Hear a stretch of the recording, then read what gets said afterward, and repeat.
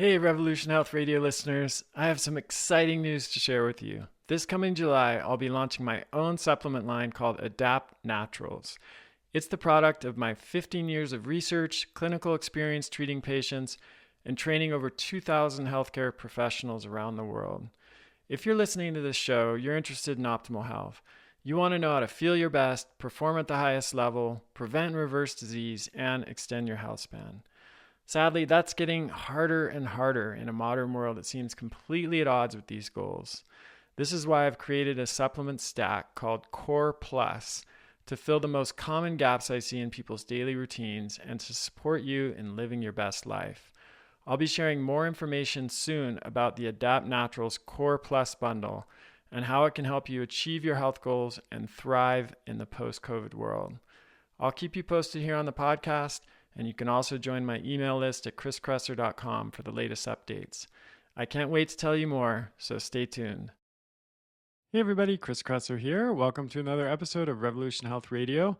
This week I'm going to do another solo cast research review. So let's start with a study that investigated whether ketogenic diets might protect against colorectal cancer. So it's called beta-hydroxybutyrate suppresses colorectal cancer. And this is an important study because colorectal cancer kills about 50,000 Americans each year. It's one of the most common cancer types. It's the third leading cause of cancer mortality in the US. So the researchers put mice on diets with varying ratios of carbohydrates and fat. And the majority of the mice on the most ketogenic diets, with the most ketogenic diet being 90% of calories as fat, didn't develop tumors or cancer at all. On the other hand, all of the mice on the lower fat, higher carbohydrate diets eventually developed tumors. So this is pretty remarkable. And what made it even more stunning was that when the researchers switched the mice who had developed cancer on the lower fat, higher carbohydrate diets to ketogenic diets, they actually observed slower rates of tumor growth and proliferation in those mice. So it seemed to have a treatment effect as well as a preventative effect. When the study authors looked into the mechanisms, they found that beta-hydroxybutyrate, which is a molecule that's produced in the liver in response to a ketogenic diet or fasting, was responsible. Beta-hydroxybutyrate, or BHB, can work as an alternative fuel source to glucose in people who are doing ketogenic diets, but it seems that it also has an effect on slowing the growth of cells by activating a surface receptor called HCAR2 or HCAR2. And then HCAR2 stimulates the expression of a growth slowing gene called HOPX. The researchers then did in vitro studies with human cells and found that the beta-hydroxybutyrate has the same growth slowing effects on those cells via the human versions of HCAR2 and HOPX. So this is a really important study. It suggests that ketogenic diets and perhaps beta-hydroxybutyrate supplements may not only help prevent colorectal cancer, but they might even be useful in treating it once it's already there. However, before we all switch over to ketogenic diet, I just want to note that the research on diet and cancer is really mixed. Some cancers do seem to benefit from low carb and keto diets, whereas others don't. And some research suggests that for certain cancers, they might be more influenced by protein intake, specifically the intake of methionine, which is an amino acid. A good example is a recent study called, and this one's a mouthful, loss of MAT2A compromises methionine metabolism and represents a vulnerability in H3K27M mutant glioma by modulating the epigenome.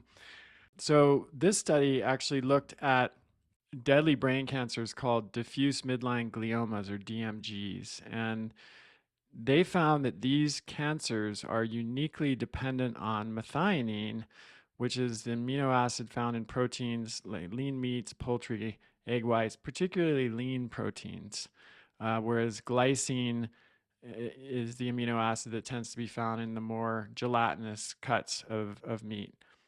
DMG tumors are the second most common cancers in children behind only leukemias. But unlike leukemias, which tend to have relatively high survival rates when they're detected early and well treated, DMGs are unfortunately especially deadly. Most kids that are diagnosed with them die within a year.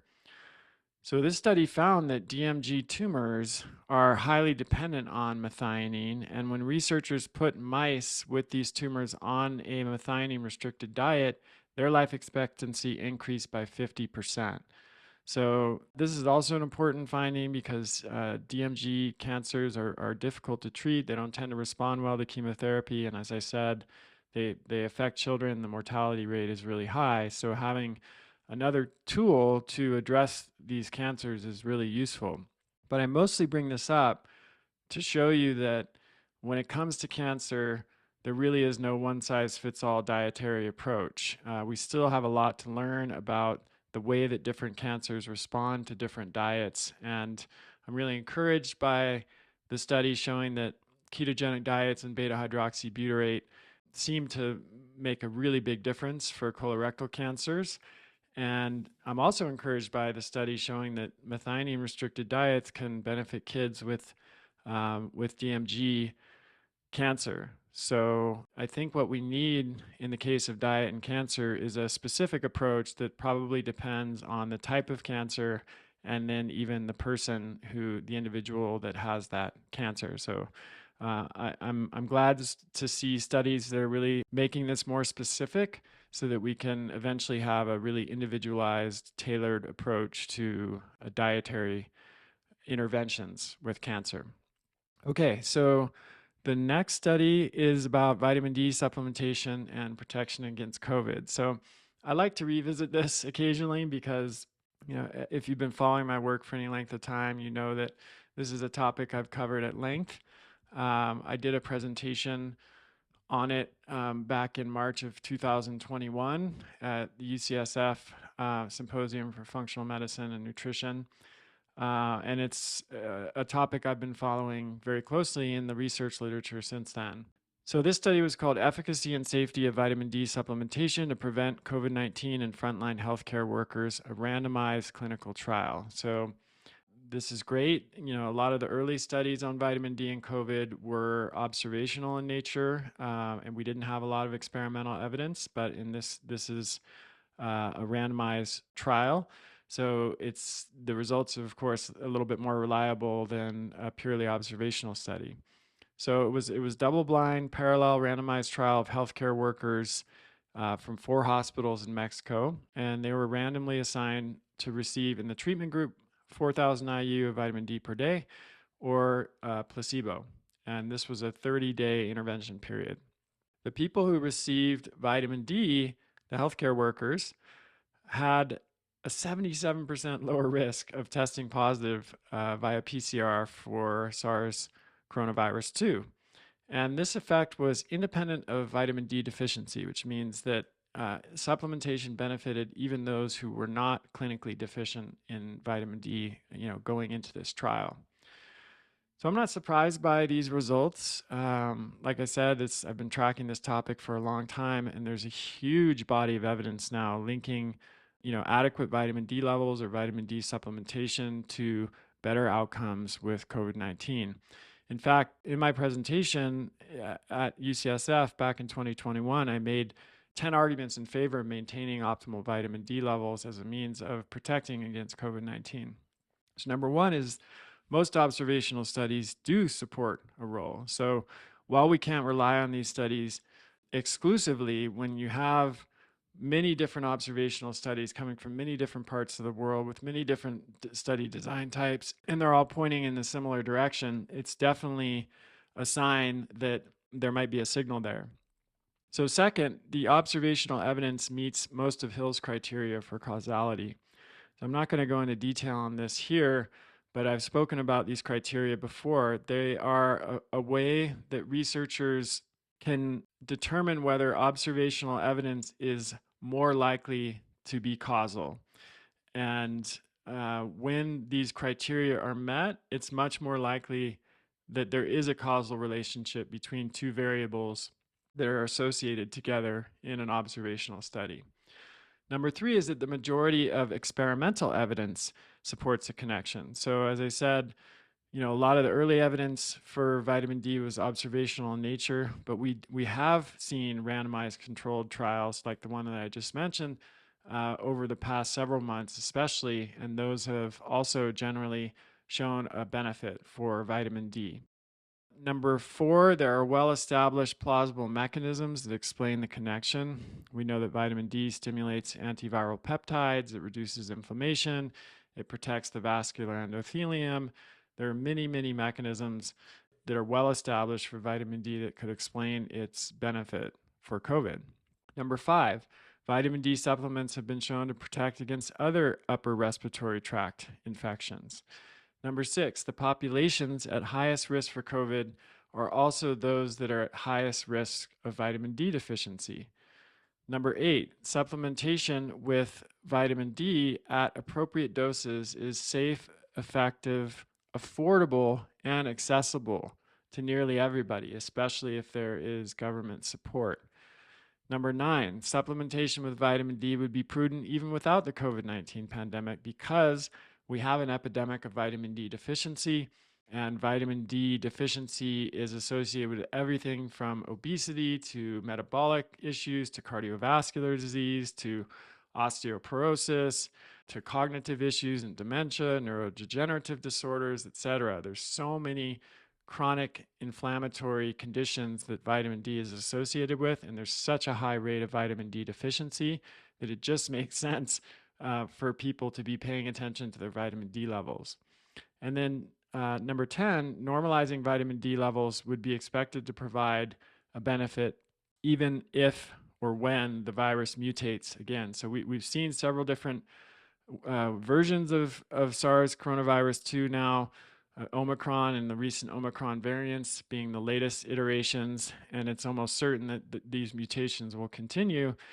And unlike vaccines, which tend to be designed specifically for a variant, vitamin D works by just supporting our own endogenous immune defenses, and that would be expected to provide a benefit regardless of what variant is dominant at any given time.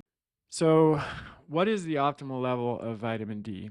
For many years, I've argued that a range of 40 to 60 nanograms per milliliter is ideal, and I still think that's a generally good range, but there is some evidence that suggests targeting the upper end of that range, let's say 50 to 60, might be better while the coronavirus is still circulating. So how do you do that? Well, there's a wide individual variation to response to supplementation and food and sunlight, which are the major ways of getting vitamin D. But studies suggest that in general, somewhere between 3,000 to 5,000 IU per day is a good target for most people who are generally healthy and well. For people who have chronic inflammatory conditions or people who are obese, those conditions can actually reduce the production and absorption and utilization of vitamin D, whether it's from sunlight, food, or supplements.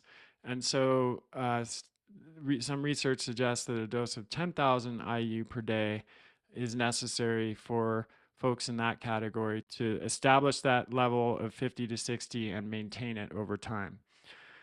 It's best if you can to get tested to confirm that your levels are not going too high. But studies have shown that doses up to 15,000 IU per day are safe and well tolerated for about 6 months. So if you can't get tested right away, you can get started, taking a dose of 5,000 to 10,000 IU per day. And then, if you can get your doctor to test you a few months in or even order an at-home test, that would be good. It's generally just a good idea to do that a couple times a year to make sure your levels are where you would like them to be, and they're not too low and they're not too high. One other thing to note is that just like all other nutrients, vitamin D requires the presence of other nutrients to be absorbed and utilized. And magnesium is probably the best example. It acts as a cofactor in several different enzymatic reactions in the liver and the kidneys that involve vitamin D. And it's also required for the biosynthesis, transport, and activation of vitamin D. Now, this is important because studies suggest that 60% of Americans don't get enough magnesium on a daily basis. So if you're not getting enough magnesium, even if you're taking vitamin D or getting, sun exposure, you very well may end up being vitamin D deficient if you're not getting enough magnesium. And I've definitely seen this in my clinic over the years. So magnesium deficiency too, this is the other thing to consider. It's even more common in patients who are at the highest risk of COVID-19 and who are also most likely to be vitamin D deficient. So those are people with obesity, diabetes, hypertension, and other metabolic issues. So those folks need to pay particular attention to their magnesium status and their vitamin D status simultaneously. Okay, so the next study was really interesting. I've never seen, I think this is the first study of its kind. We know from a lot of research that walking benefits our health tremendously. There's just something about walking for human beings that I think, because we've been doing it for so long, even before we were fully human, that is very good for our physiology and for our health. But up until this study, I'd never seen any research on the pace of walking and what difference the pace of walking makes in terms of health and longevity. So this one was called Investigation of a UK Biobank Cohort Reveals Causal Associations of Self-Reported Walking Pace with Telomere Length. So these researchers looked at genetic data of over 400,000 adults in the UK Biobank, and they found a clear link between not just walking, but the pace of walking and biological age. So they collected data from wearable activity trackers. I think these were wrist-based activity trackers. And they found that people who walked habitually at a faster pace had longer telomeres. So telomeres, you might know, are the caps at the end of each chromosome, and they hold repetitive sequences of non-coding DNA that protect the chromosome from damage. And each time a cell divides, telomeres become shorter. And this continues to happen until the telomeres become so short that the cell can no longer divide. And this is called replicative senescence, and it's thought to be a key marker of biological aging. Conversely, anything that lengthens telomeres may reverse the effects, or at least slow the effects of biological aging. And that's what the researchers in this study found that brisk walking does. In fact, they estimated, based on the data, that a lifetime of brisk walking could lead to the equivalent of 16 years younger biological age by the time we're in midlife. So in other words, if you start early in your life, you do a lot of brisk walking, by the time you reach middle age in your 50s or 60s, according to your telomeres, you might be 16 years younger than what your age on paper would suggest. And the good news is you don't need to walk a marathon, so to speak, to get this benefit. The previous research that these same scientists have done found that as little as 10 minutes of brisk walking per day is associated with longer life expectancy. And brisk walkers have up to 20 years longer life expectancy than slower walkers. It's a really fascinating paper. I will say this is observational data, so we don't know if there's a causal relationship between brisk walking and longer lifespan. There are certainly lots of mechanisms which could explain a causal relationship, a causal link. But it's also true that there could be some confounding factors, like maybe people who walk briskly do other things that extend their lifespan. Maybe they tend to have healthier diets than slow walkers, or be less likely to smoke or drink alcohol. They did try to control for some of these confounding factors, but as I've discussed before, that's not always easy to do completely. Nevertheless, given the previous research on this topic, I think it's certainly an interesting finding, and walking in general, and certainly brisk walking, I think are probably really good for us as human beings. Okay, so the next one is an introduction to tocotrienols. So you may have seen me mention tocotrienols in some of my Friday Favorites newsletters recently.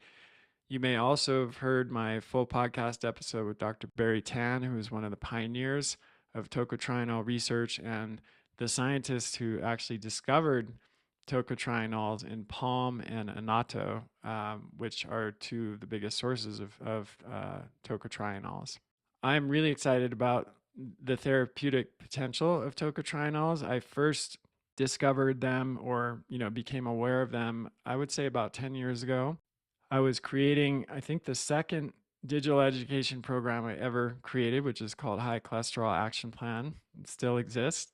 And it's a product that's designed for people who have high cholesterol or dyslipidemia and are looking for natural solutions, to manage that. And I was researching natural compounds that are able to reduce LDL particle number and ApoB, which that's a topic for another day. But if you've followed my work for a while, you'll know that that's more important than reducing LDL cholesterol. It's the LDL particles that really drive risk for atherosclerosis and heart disease, not so much the cholesterol inside of the particle. And there are a lot of natural substances that are known to decrease cholesterol, but there are a lot fewer substances that actually decrease LDL particle number. And in that research, I came across delta and gamma tocotrienols and started using them in my practice and have been using them for many years and have had great success with them. They're effective, they're well tolerated, they don't tend to produce any side effects, and there's no long-term risk. They also have a bunch of other benefits that we're going to touch on here, like being anti-inflammatory and reducing oxidative stress. So I've been using them for many years, and yet when the other day when I was searching my own website for articles on tocotrienols, I couldn't believe that I hadn't actually written one, and I hadn't done a podcast on tocotrienols either. So I'm now setting out to remedy that, and I want to tell you a little bit more about these compounds because most people, even patients that I work with, have never heard of them, not familiar with them at all. So let's back up and talk a little bit about what tocotrienols are. Vitamin E, as a family of compounds, was originally discovered 100 years ago this year in 1922 by researchers at UC Berkeley who were studying fertility in rats. And they found that vitamin E was required for a conception and also carrying a pregnancy through to full term. So at that point, vitamin E became an essential nutrient. Essential meaning the body can't manufacture it on its own, and we need to get it from diet. The vitamin E was originally called vitamin X, or the anti-sterility factor, for this reason. But then they renamed it tocopherol, which means to carry a pregnancy in Greek, for obvious reasons. And there are 4 forms of tocopherol that also have Greek names: alpha, beta, delta, and gamma. Since then, tocopherols, especially alpha tocopherol, became synonymous with vitamin E. And they've been the major subject of research, and they're almost always what are included in vitamin E supplements or multivitamins that contain vitamin E. However, in the early 2000s, a different family of vitamin E isomers called tocotrienols was discovered. Like tocopherols, tocotrienols also have 4 forms: alpha, beta, delta, and gamma. But as researchers learned more about tocotrienols, they discovered some pretty amazing properties and differences from tocopherols. So the first is that tocotrienols are 40 to 50 times more potent as antioxidants than tocopherols. Second, studies over the past several years have shown that supplementing with alpha tocopherol, which again is what you will find in most vitamin E supplements and multivitamins, can actually increase the risk of heart disease and cancer, which is, of course, exactly the opposite effect that people are trying to get when they take vitamin E, which is typically known as an antioxidant. On the other hand, tocotrienols have the opposite effect. They not only don't increase the risk of heart disease and cancer, they actually decrease cardiovascular disease risk factors and have several protective effects against cancer. Third, tocotrienols have a much wider range of action and benefit than tocopherols. And I'm just going to name a few here. They help protect our brain as we age by reducing oxidative stress in neurons. They help maintain healthy metabolic function, everything from reducing abdominal fat to lowering triglycerides and blood pressure. They protect against oxidative damage and reduce inflammation. So they've been shown to reduce C-reactive protein, interleukin-6, TNF-alpha, whole bunch of other inflammatory cytokines, and increased endogenous antioxidant capacity. They promote healthy lipid profiles and cardiovascular function in general. They improve insulin sensitivity, glucose tolerance, and other factors in metabolic health. They reduce fat deposition in the liver, so they're being used in people with non-alcoholic fatty liver disease. They support bone health, particularly in menopausal women. They protect the skin and the eyes. In fact, the tocotrienols are particularly active in the macula, and so there's studies showing they can help protect against macular degeneration. And they support immune function and have, like I said, several protective effects against cancer, including inhibiting tumor growth and reducing tumor size, reducing the multiplication of cancer cells, and reducing angiogenesis by inhibiting VEGF, all of which are really important mechanisms for chemoprotection. So over the years, I've come to believe that tocotrienols are among the most potent and safe natural compounds that we can use to optimize our health and performance and extend our lifespan. And I will be sharing more about how to use them for different health goals, like protocols, in the near future. Also, as you may have heard, I'm launching my own supplement line called Adapt Naturals in July. After 15 years of treating patients and extensive clinical research, I'm really excited to bring these to you. And I'm starting with a bundle of 5 products called Core Plus that is designed to provide all of the nutrients and support I think most of us need to thrive and flourish in the modern world. And perhaps not surprisingly, now that you've heard me talk about tocotrienols and my enthusiasm for them, they will be included in the bundle. So stay tuned for more information about this. I've been a huge fan of Thrive Market since they launched. I love having my favorite healthy products shipped right to my door at a fraction of the price I'd pay elsewhere. I use Thrive to order not only pantry staples like coconut milk, dark chocolate, and collagen peptides, but also toxin-free personal and household products. So I'm super excited that all of you can now get 40% off your first order and a free gift worth over $50 when you join Thrive Market today. Thrive makes it easy to find what you're looking for, whether that's paleo, low carb or keto, or gluten-free. You can filter by 90 plus values and lifestyles to find what works for you. Can your grocery store do that? Now it can when you go to thrivemarket.com/revolutionhealth. Join today and get 40% off your first order and a free gift worth over $50. That's THRIVE market.com/revolutionhealth to get 40% off your first order and a free gift worth over $50. Vitamin C is a critical nutrient for immune function and antioxidant protection. Yet most people don't get enough in their diet, and most vitamin C supplements contain synthetic forms, GMO, sugar, or allergens like soy or corn. This is why I recommend whole food forms of vitamin C, which contain the full spectrum of vitamin C activity without GMOs or other junk. And my favorite whole food vitamin C product is Essential C from Paleo Valley. It's made with 3 of the most potent vitamin C-rich superfoods on the planet, one of which is 120 times more potent than an orange. Nothing synthetic, no weird questionable ingredients, just food.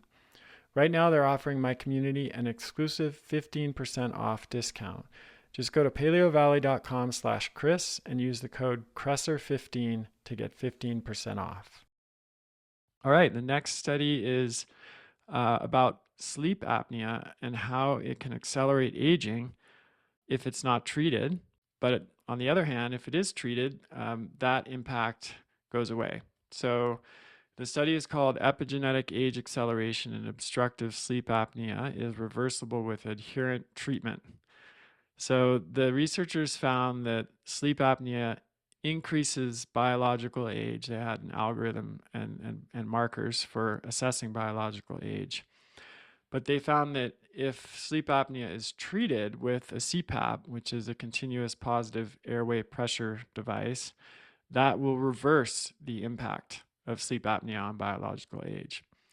So for those that don't know, sleep apnea is a sleep disordered breathing characterized by a number of involuntary breathing events during a single night of sleep that can often seem like gasping for air or choking, periods of not breathing.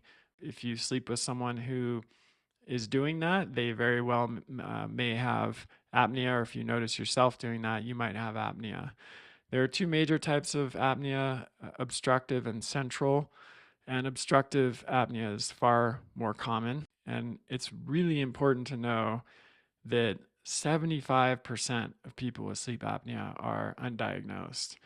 And it's a very common disorder. So, 1 in 5 Americans have mild obstructive sleep apnea, and 1 in 15 have moderate to severe obstructive sleep apnea.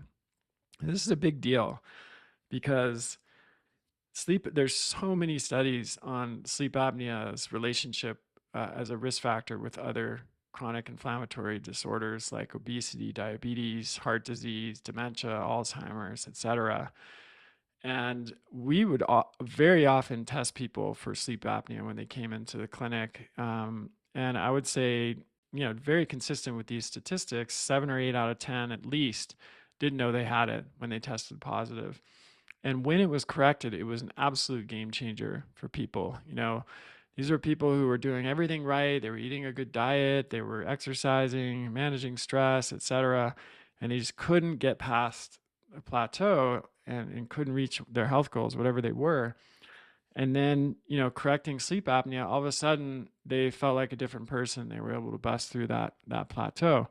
Why is this? Well, sleep apnea, as I described, is basically a deficit of oxygen. You're not getting enough oxygen. And every cell in the body needs oxygen. In fact, we can go quite a while without eating, up to a month in some cases. We can go several days without drinking water. We can't go more than a few minutes without breathing. So that indicates the importance of oxygen. And if we're not getting enough oxygen to our cells, that's going to really wreak havoc on our bodies and leads to a lot of different problems. So you can't really diagnose sleep apnea from symptoms. I'm going to tell you how we can diagnose it in a moment, but there are some kind of characteristic symptoms with sleep apnea. These are not specific to sleep apnea. Of course, they can occur with other conditions as well. But if you notice that you're having a lot of these as I go through this list, then it very well may make sense to get yourself tested. So waking up with morning headaches, that's often a sign, a reaction to oxygen deprivation, excessive daytime sleepiness, lack of energy, irregular breathing during sleep, like I mentioned, that kind of gasping for air, choking, long pauses of not breathing, snoring, a big one, frequent nocturnal urination, because generally people with sleep apnea are not sleeping deeply, depression, GI reflux, and a large neck size. That can be a telltale sign. So the gold standard way to test for sleep apnea is a sleep study in a sleep clinic. These are not that fun. I can tell you, I've had one.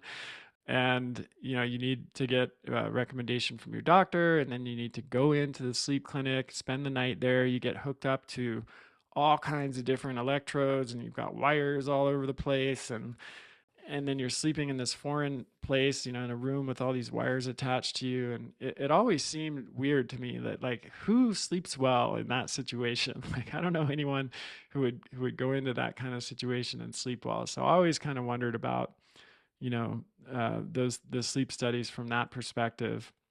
Nevertheless, they are still the gold standard and maybe the best option if your insurance will cover it and your doctor will order one for you and you've got a good sleep clinic nearby. However, there is another option that's become available more recently called the WatchPat home test. That's watch and then PAT, one word. And this is an FDA cleared at-home sleep apnea test.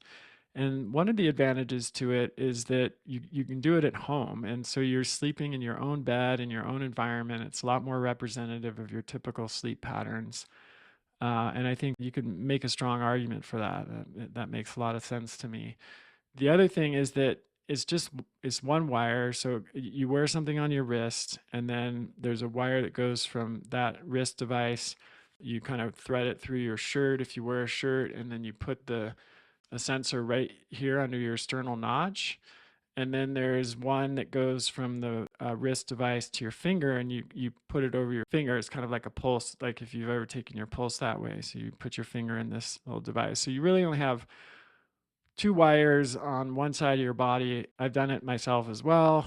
It's much less invasive and more comfortable than a sleep study in a clinic, and I think for that reason it might even be more accurate indicator of how you're sleeping. But it's cheaper as well, especially if your insurance doesn't cover it, and just far less of a hassle, far less cumbersome. So those are a couple ways to get tested for apnea. And then if you do have apnea, usually you will be prescribed the CPAP machine that we talked about before.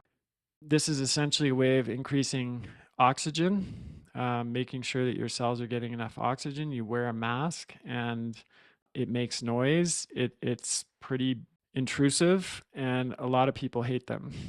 Even though they recognize that they get a far better sleep and a big health benefit from doing it, the compliance tends to be pretty low because they are just quite invasive. So that's, I want to be clear that this study showed that the CPAP did reverse the biological aging caused by sleep apnea. There are other treatments for apnea that are usually dentists will administer them. One is called a mandibular advancement device, so it brings the lower jaw forward. And the reason that that helps is oftentimes the airway can be obstructed if the lower jaw is too far recessed, and that actually impinges on the airway. It makes it more narrow, and it makes it harder for someone to breathe and get oxygen. So these mandibular advancement devices are like they look almost like a retainer, but they're bulkier, and they kind of bring your lower jaw forward and keep it in place there while you're sleeping. And there are some studies that show that some mandibular advancement devices are equivalent to CPAP in their ability to treat apnea, although I would say generally most studies suggest that CPAP devices are superior. And I have no idea if a mandibular advancement device would have the same impact on reducing the biological aging effect, because I don't think that's been studied. But if you can't tolerate a CPAP or you don't want to use one, you might at least consider one of these devices as an alternative. It would definitely be better than not treating the apnea at all. And a lot of dentists are doing this now. So you can just search for sleep apnea dentist in your area, and you should probably find somebody who specializes in that. Okay, so the next study was on micronutrients for ADHD in kids. Now, kids with ADHD and emotional dysregulation, they didn't really define that, were randomized to take a micronutrient formula, and they in the study they were 3 times more likely to show symptomatic improvement on blinded clinician ratings compared to those in the placebo group. So 54% of kids who were taking the supplement showed improvement versus just 18% in the placebo group. And I realize I forgot to give you the name of this study. It's Micronutrients for Attention Deficit Hyperactivity Disorder in Use, a placebo-controlled randomized clinical trial. One of the things I really liked about this study, it was triple randomized. So or triple blinded rather. What that means is that neither the parents nor the children nor the clinicians knew what treatment was being administered, and were not able to guess, better than chance. So this really, especially with a condition like ADHD, where subjectivity and bias could potentially affect the results of the study, it's important to do this. So they really did a great job with that. So there was 135 kids, and they were randomized into 2 groups. One received the placebo, the other received the formula that contained all essential vitamins and minerals. And they took them for 8 weeks. The treatment group, of course, the placebo group took placebo for that length of time. So I mentioned essential earlier in the podcast. So in this context, what essential means is not just really important. It means that these are nutrients that the body cannot produce on its own and has to obtain through diet or supplements. So these are things like vitamin A, vitamin D, vitamin C, iron, calcium, zinc, copper. We're not talking about like phytonutrients like flavonoids or things like quercetin or resveratrol or some of the more newly discovered phytonutrients that certainly have a lot of health benefits and can really, improve our overall health and well-being, but they're not absolutely essential in the sense that like the body, we really can't survive without them. Another interesting effect that was observed in this study is that beyond the behavioral and emotional benefits, children who were taking the micronutrient blend actually grew 6 millimeters in height more than kids who were not taking the supplement. And this was just in 8 weeks. And the reason this is important is because one of the biggest concerns about ADHD medication, stimulants specifically, is that they can stunt growth.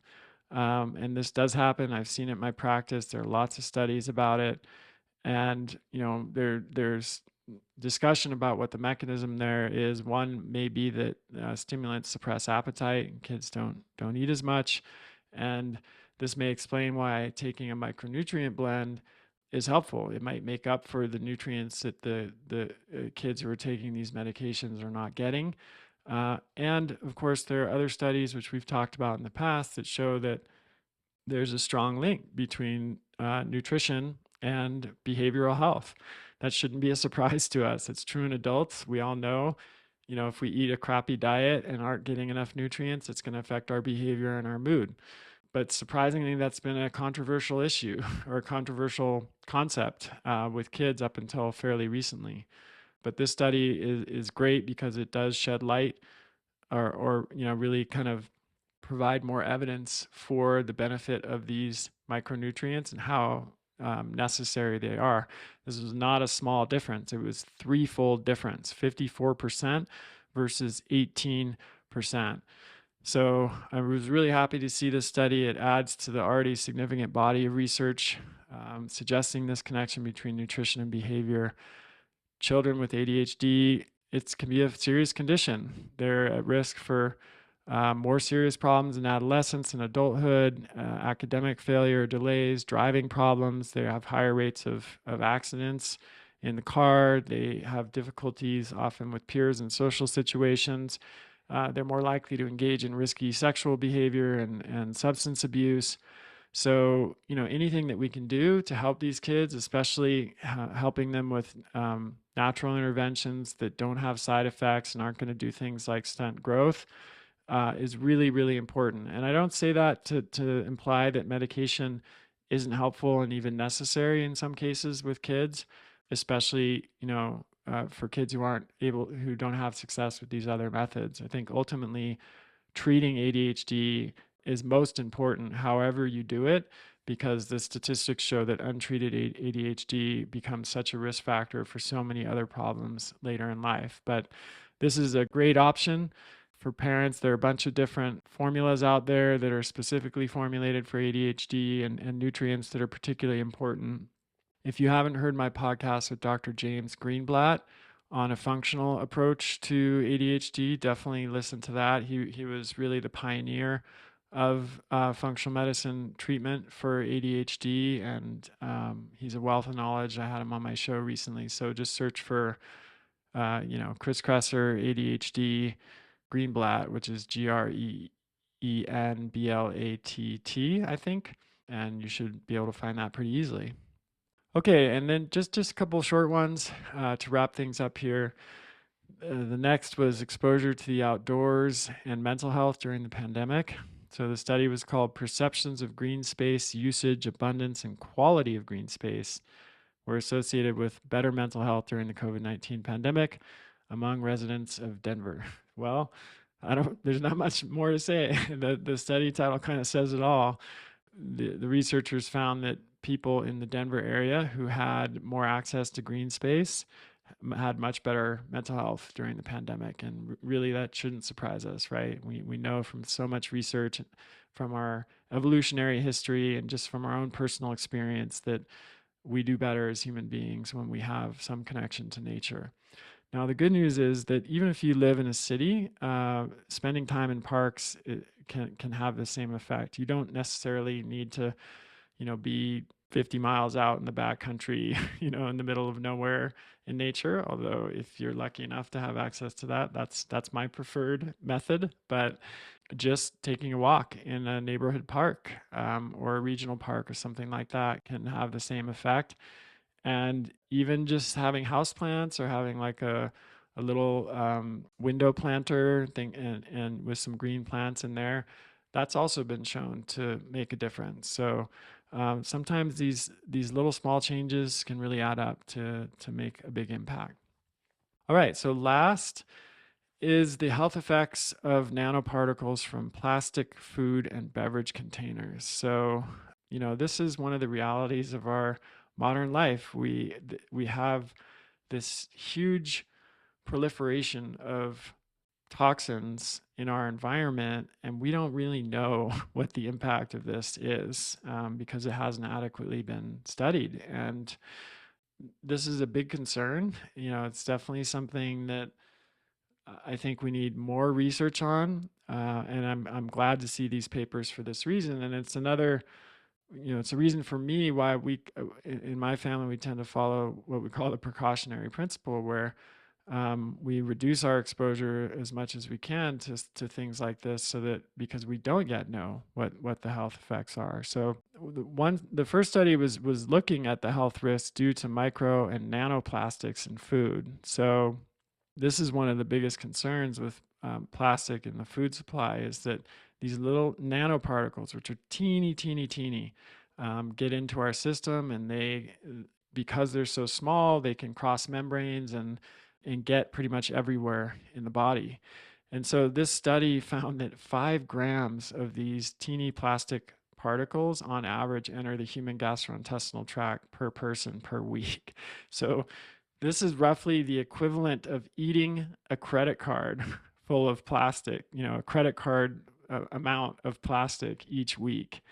And, there are various agencies that have sort of set thresholds on how much plastic is okay for us to be ingesting in that way. And depending on the agency, some might say that that's an acceptable amount. But the point of this study was, we don't really know what's acceptable because there hasn't been enough research to tell us or guide us on what the impacts of ingesting that amount of plastic, particularly in the form of nanoparticles, which, as I said, it's likely that nanoparticles have or could potentially be more dangerous than eating an actual credit card, for example, which the body would, the gut would probably just excrete, recognize as a foreign presence. You're not going to absorb any of that in the bloodstream. It's going to stay in the gut, and you're just going to excrete it out.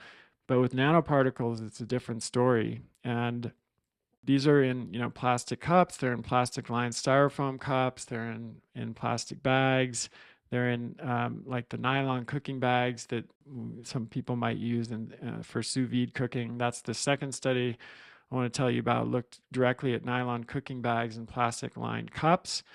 And what they found was that, I want to find the exact amount here. So heat in particular is bad mix with plastic. So usually with colder temperature liquids or foods, the plastics are not going to leach as much. But in this study, they found that nylon cooking bags in the slow cooker, so with some heat applied, 35 trillion plastic nanoparticles leached into the liter of water in each bag. And when the team put hot liquid in 12-ounce cups that were plastic lined styrofoam cups, the kind that are used to keep beverages warm, for 20 minutes, 5.1 trillion plastic nanoparticles per liter leached out. And then they do point out that both materials released considerably fewer nano-sized particles into room temperature water. So again, it's heated water makes a bigger difference. So the researchers noted that even with these trillions of particles getting into the water, it still didn't exceed the levels that have been indicated for safe human consumption according to the U.S. Food and Drug Administration. But I got to tell you, I don't really trust that. I don't really trust those thresholds. Like I said, I think we're still early in understanding the impacts of these compounds. And we know from research on other compounds like bisphenol A that even low levels of exposure can be harmful, and they can produce different types of harm than high levels of exposure. So I think it's just best to employ that precautionary principle and be careful with plastics. Like use stainless steel water bottles, or use glass mason jars to store your food, or glass Tupperware dishes. Don't put nylon plastic bags in hot water and then put food in those plastic bags or water and consume that food or beverage. A lot of this is somewhat common sense, but maybe not, because plastics can be really convenient. The nylon cooking bags are, you have to put food in a bag in a sous vide, or else it just turns into watery mush. But I stopped using sous vide as a cooking technique for this reason once I started to read the research on this, which is a shame because it's really convenient, and also food cooked in sous vide is delicious. But I think there's just too much that's not known about the impact of these plastics at the nanoparticle size, and ingesting tens or hundreds of trillions of them on a regular basis may not be a great idea. So that's the research review and solo cast for this week. Hope you enjoyed it. Like I said, stay tuned for further announcements about Adapt Naturals, the Core Plus supplement bundle that's going to be launching in July. I can't wait to tell you more about it. Please keep sending your questions in. We're not doing a lot of Q&A episodes these days, but I do use your questions to inform topics that I choose for these research reviews and also for the interviews that I do. So that's chriskresser.com/podcast question, and I'll see you next time. When I find a company that I love and I think you'll love, I do my best to support it and help it grow. Sometimes that means just getting the word out through my podcast, emails, and social media channels. And other times that means investing in the company or joining their advisory board. If you're hearing this message, it means that I'm either an investor or advisory board member of a company that is mentioned in this podcast episode. I only invest in or advise companies with a mission and products that I truly believe in. And I hope you benefit from learning more about them and how their products can improve your life. That's the end of this episode of Revolution Health Radio. If you appreciate the show and want to help me create a healthier and happier world, please head over to iTunes and leave us a review. They really do make a difference. If you'd like to ask a question for me to answer on a future episode, you can do that at chriskresser.com/podcast question. You can also leave a suggestion for someone you'd like me to interview there. If you're on social media, you can follow me at twitter.com/chriskresser or facebook.com/chriskresserlac. I post a lot of articles and research that I do throughout the week there that never makes it to the blog or podcast, so it's a great way to stay abreast of the latest developments. Thanks so much for listening. Talk to you next time.